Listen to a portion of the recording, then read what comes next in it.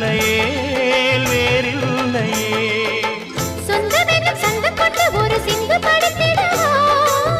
சிந்துகளை சொல்லி சொல்லி உன்னை அள்ளி எடுத்திடவா